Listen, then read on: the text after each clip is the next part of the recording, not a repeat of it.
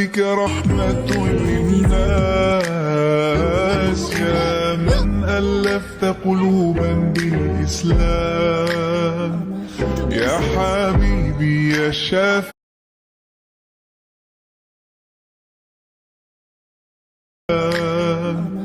يا حبيبي يا شافعي يا رسول الله، بأمي وأبي فديتك سيدي، صلاة وسلام عليك يا نبي حبيبي.